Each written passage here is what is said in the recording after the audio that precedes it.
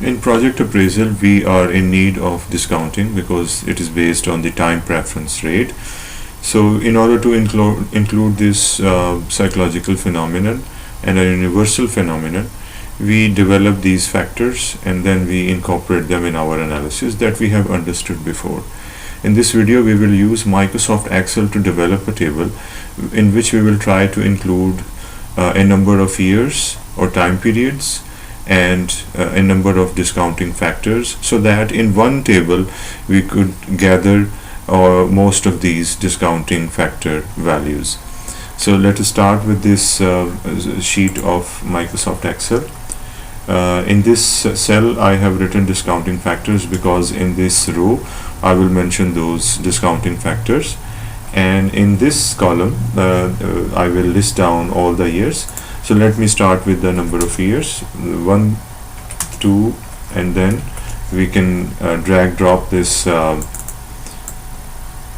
series of number of years. Here in this I'm going to extend it to 50 years. As you can see, the tooltip is 50, though the cell number is 52 because the first two rows were consumed in the headings.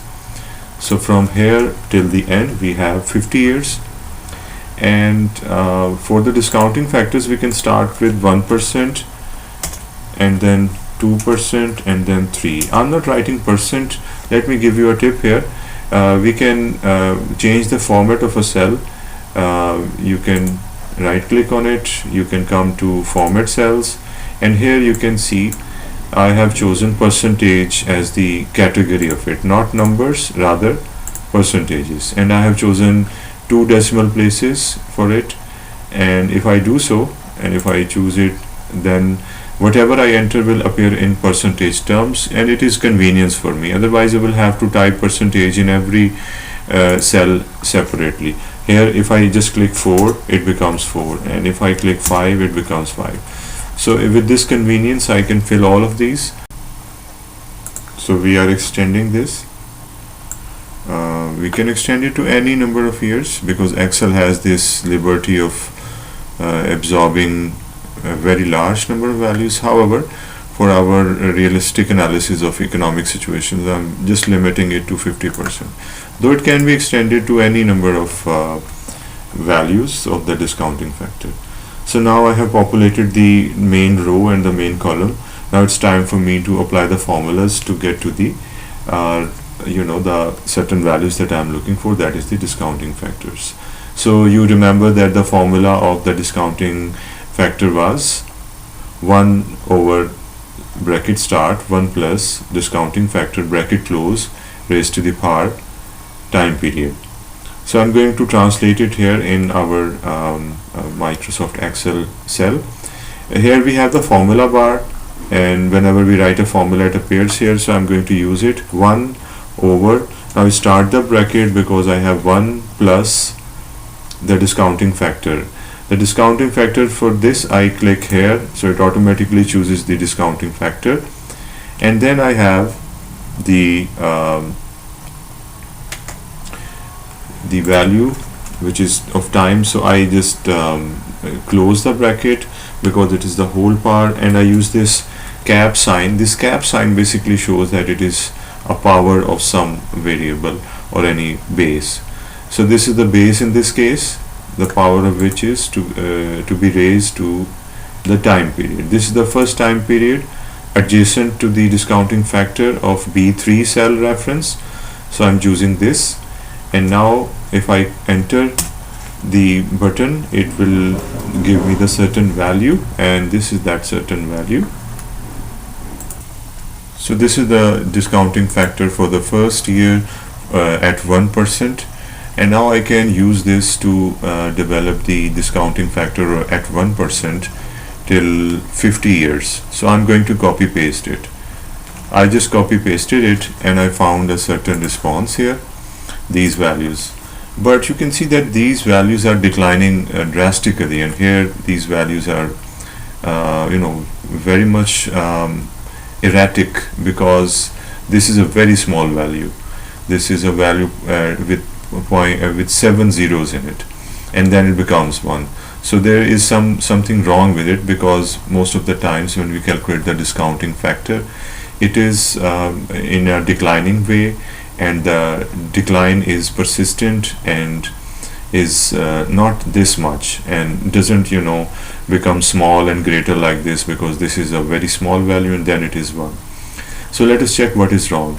I can double click on this certain formula. It is saying that we have chosen the correct percentage of the discount rate and the correct year.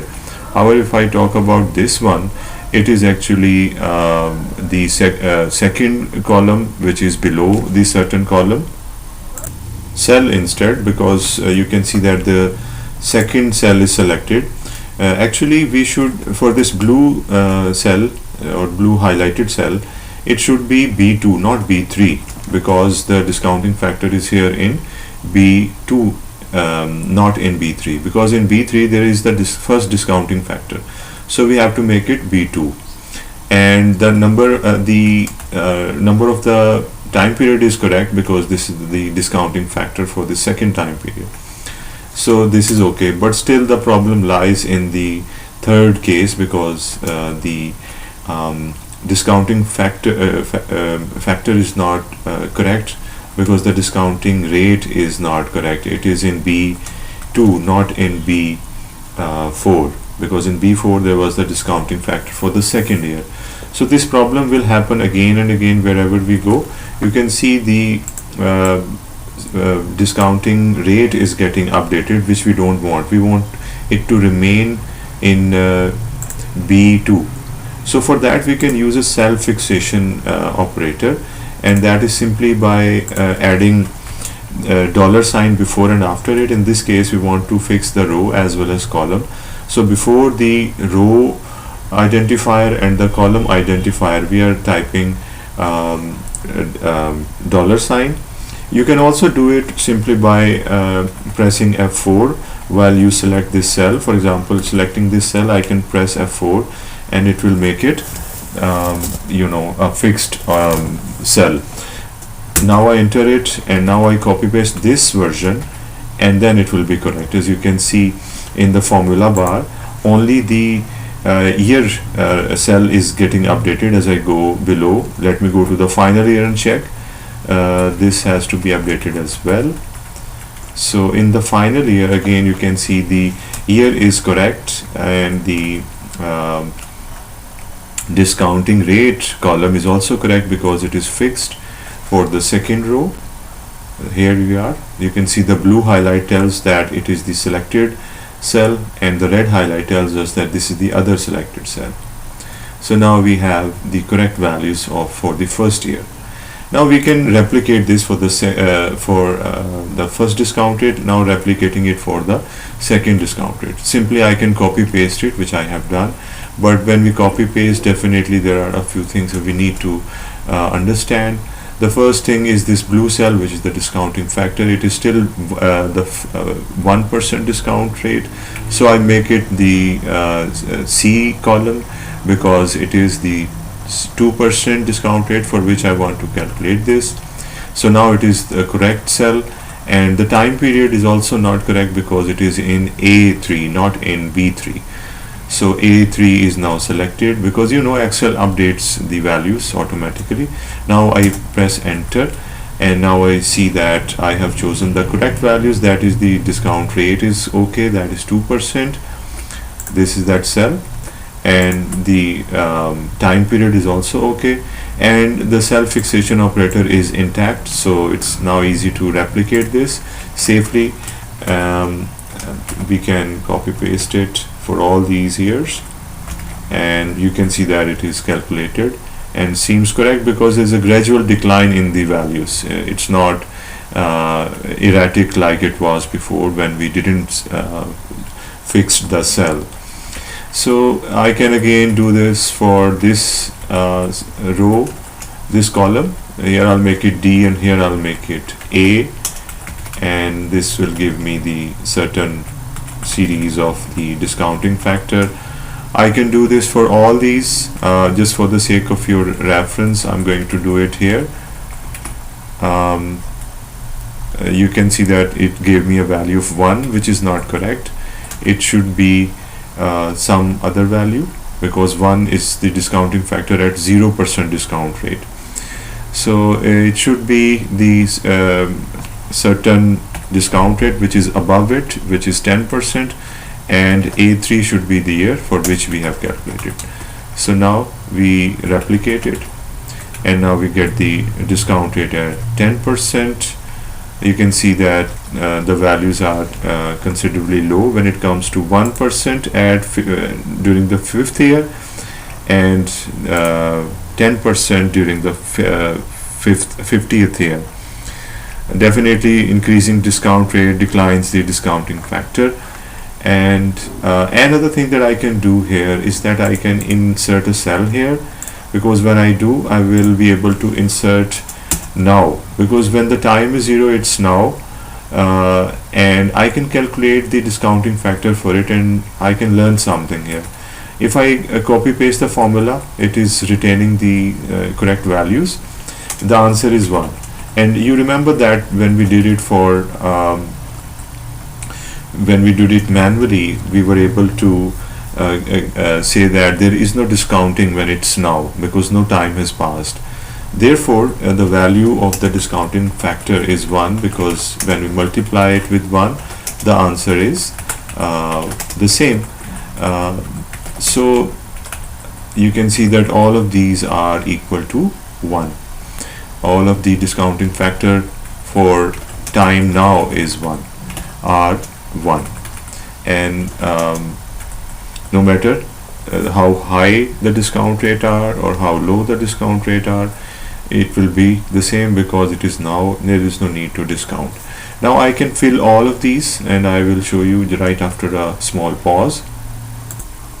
So now I have filled all of these, and you can see that the formulas are now updated. The formula here shows that this is the E column, and the second row has the discount rate, which is 4, and this is the year, which is now, that is 0 year has passed. So this will be the discounting factor, that is 1.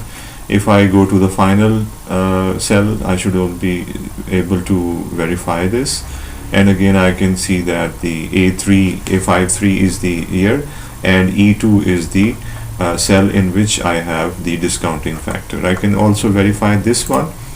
It is having the year in the A53 column cell, and the cell in which I have the discounting factor is I2. So in this way all of these are developed, and you can easily fill the remaining of the cells that I haven't populated, because they will be following the same method. So just zooming in and making this thing clear, in this way we are able to make a discounting table, and which can be readily printed and then used in our calculations whenever we do it manually. So now you can have a discounting table of your own. Thank you.